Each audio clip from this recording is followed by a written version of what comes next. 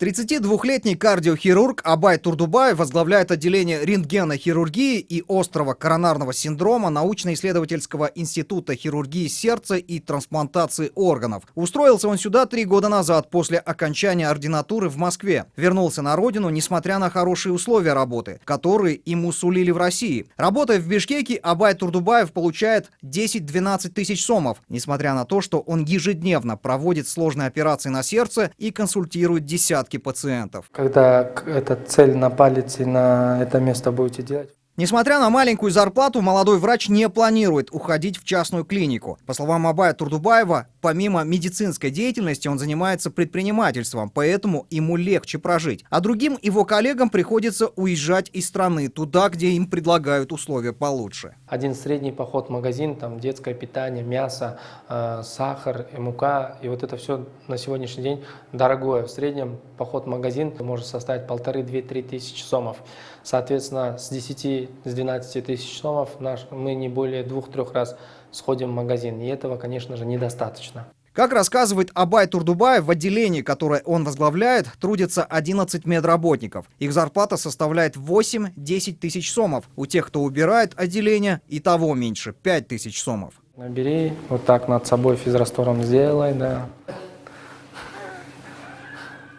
Впрочем, и это не предел. Начинающие медики получают на руки всего 4700 сомов, говорят в профсоюзе медработников. И это после 7–8 лет обучения. После 5 лет работы к зарплате начинают прибавлять некоторые суммы в счет категории и опыта. В прошлом году средняя зарплата работников сферы здравоохранения составили 10 733 сома. 65-летний Абдыхапар Абдымамбетов работает хирургом в Кеминском районном центре семейной медицины Чуйской области. За его плечами 42 года стажа, а получает он всего 12 тысяч сомов за 1,5 ставки. Но прожить невозможно на такую заработную плату, поэтому мы все занимаемся земледелием, животноводством. Вот поэтому у нас получается пока.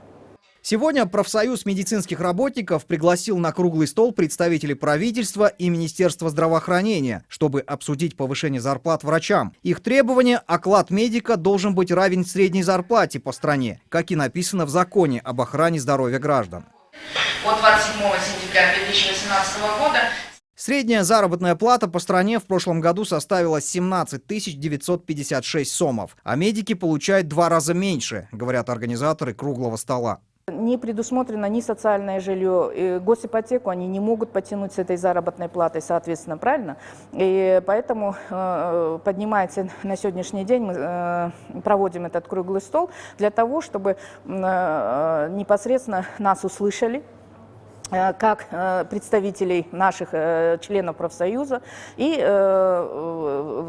ввели в действие 85-ю статью Закона об охране здоровья граждан, который был издан еще в 2005 году, согласно которого начальная ставка медицинского работника должна начинаться со средней заработной платы по республике. Отметим, по Кыргызстану общее количество работников медицины составляет 73 тысячи человек. Из них врачей почти 14 тысяч. Среднего медперсонала около 34 тысяч. В декабре прошлого года Министерство здравоохранения обратилось в Министерство финансов по поводу повышения зарплаты медработникам сразу на 100 и 50% соответственно. По поводу повышения заработной платы, да, было несколько обращений и со стороны медицинских работников, и со стороны профсоюзов.